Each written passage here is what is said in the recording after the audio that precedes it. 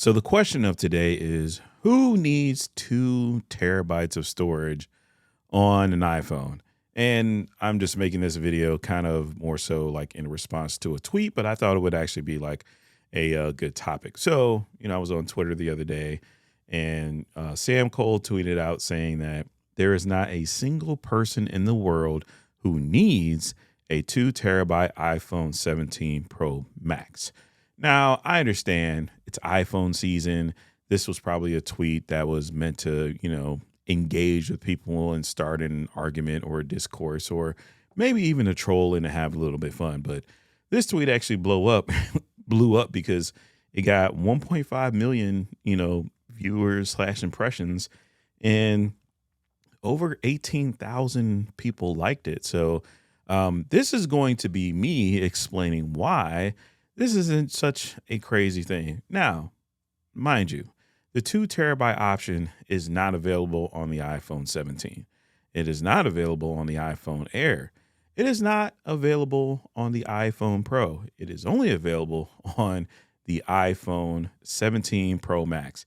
And historically, every time Apple has debuted something new and it's supposed to be like the premium feature or like the highest version or whatnot, at least when it comes to phones, the Pro Max series has been the one to get it. So like if you go back in time and you look at, let's say like the iPhone, I think 15 Pro Max where it got the bigger, longer zoom, it was on the Pro Max. Okay. A lot of stuff came to the Pro Max first and then it came to the regular Pro series later. So that's one thing. Let's look at the word needs. Okay. When we talk about needs, we're not looking at premium devices that cost over $1,000 and can cost all the way up to $2,000.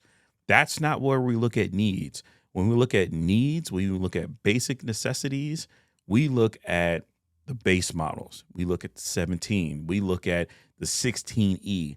That is where needs start. Okay. So everybody that's like, oh, well, I would never use 2 terabytes. Guess what? This iPhone that has 2 terabytes is not for you. But Apple has thought of you in a very unique way.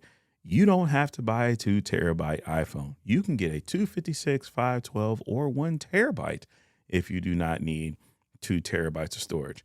But coming back around to the original discussion here of who would actually need 2 terabytes, let me tell you who.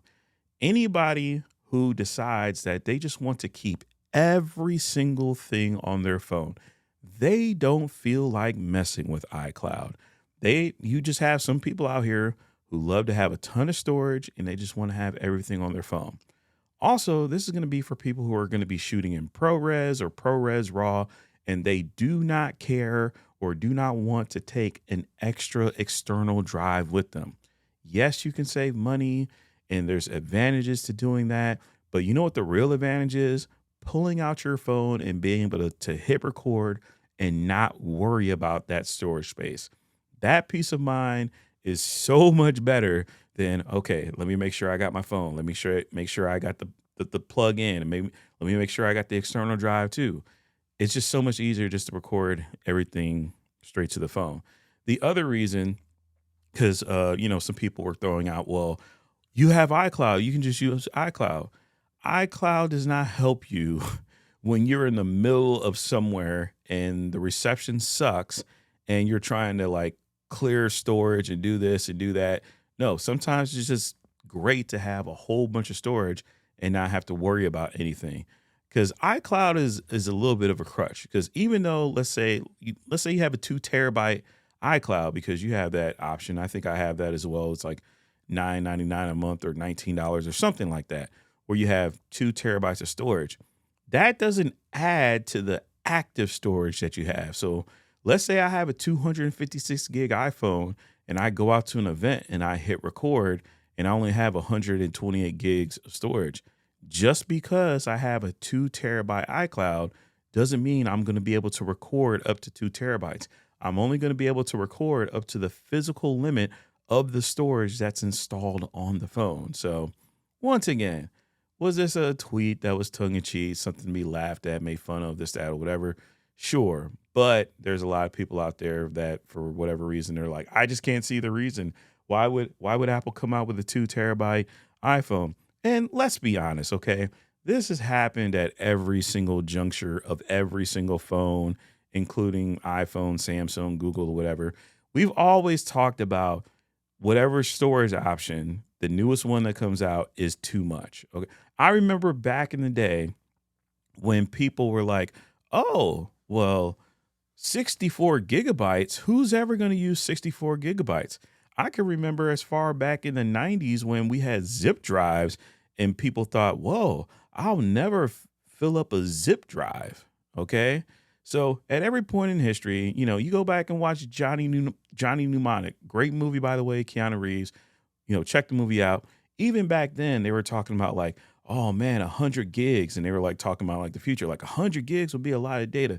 Man, look, if somebody came out with a phone right now that had 100 gigs on it, y'all would be upset. Y'all would be mad. And that's just what happens. Like as time goes on, these storage capacities get larger. At some point, Apple may put 4 terabytes on an iPhone. And you know what? I'm completely fine with that.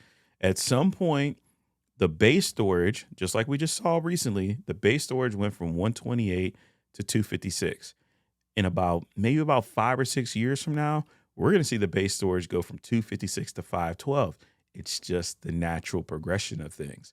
But hey, that's just my opinion. Let me know what you guys think down in the comment section below, and I'll see y'all in the next video.